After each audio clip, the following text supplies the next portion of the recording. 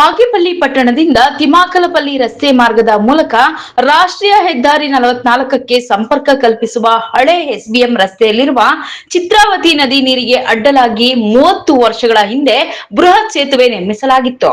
ಆದರೆ ಇತ್ತೀಚಿನ ದಿನಗಳಲ್ಲಿ ಶಿಥಿಲಗೊಂಡು ಕುಸಿದು ಬೀಳುವ ಹಂತ ತಲುಪಿದೆ. ಈ ಹಿನ್ನೆಲೆಯಲ್ಲಿ ಸುತ್ತಮುತ್ತಲ ಗ್ರಾಮಸ್ಥರು ಸೇತುವೆ ದುರಸ್ತಿಗೆ ಮುಂದಾಗುವಂತೆ ಅಧಿಕಾರಿಗಳನ್ನು ಒತ್ತಾಯಿಸಿದ್ದಾರೆ.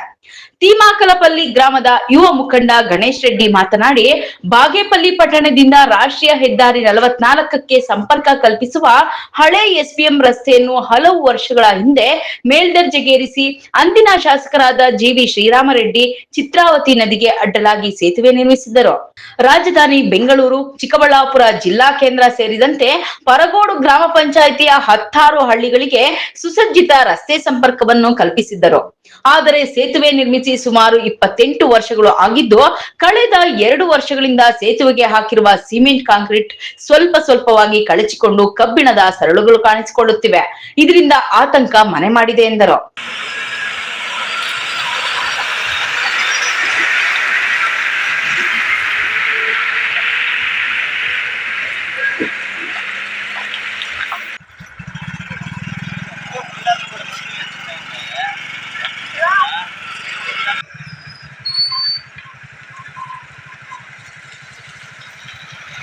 ರಸ್ತೆಯ ರಾಷ್ಟ್ರೀಯ ಹೆದ್ದಾರಿಗೆ ಸಂಪರ್ಕ ಇರೋ ಈ ತಿಮಾಕಲಪಲ್ಲಿ ರಸ್ತೆಯಲ್ಲಿ 25 ವರ್ಷಗಳ ಹಿಂದೆ ಮಾಜಿ ಶಾಸಕರಾದ ಜಿವಿ ಶ್ರೀರಾಮರೆಡ್ಡಿ ಅವರು ಒಂದು ಸೇತುವೆಯನ್ನು ಕಟ್ಟಿರ್ತಾರೆ.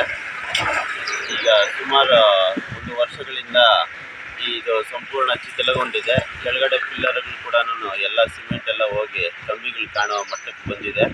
ಹಾಗೂ ಮೇಲ್ಗಡೆ ಕಾಂಕ್ರೀಟ್ ಕೂಡ ಹೋಗ್ಬಿಟ್ಟು ಎಲ್ಲ ಕಂಬಿಗಳ ಕಡೆ ಎಲ್ಲ ಮೇಲ್ಗಡೆ ಬಂದಿದೆ.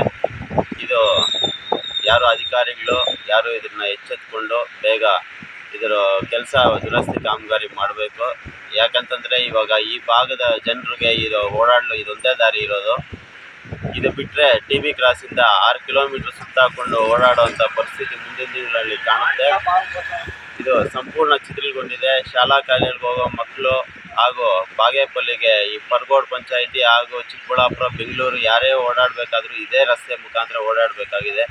ದಯವಿಟ್ಟು ಇದನ್ನು ಅಧಿಕಾರಿಗಳು ಮತ್ತು ಜನಪ್ರತಿನಿಧಿಗಳು ಎಚ್ಚೆತ್ತುಕೊಂಡು ಕೂಡಲೇ ಇದರ ಕೆಲಸನ ಮಾಡಬೇಕು ಅಂತ ಎಲ್ಲ ಇವರಲ್ಲಿ ನಾವು ಕೇಳಕ್ಕೆ ಬಯಸ್ತೀವಿ ಸರ್. ಈ ಸಂದರ್ಭದಲ್ಲಿ ಸ್ಥಳೀಯ ಗ್ರಾಮಸ್ಥರಾದ TM Srinivas, TBL Srinivas, Adeppa, Narayanappa, electrical Murthy, Srikanth, Muniyappa, ಮಾಸ್ ನರಸಿಂಹಪ್ಪ, ಮೋಪಿರೆಡ್ಡಿ ಮತ್ತಿತರರು ಇದ್ದರು.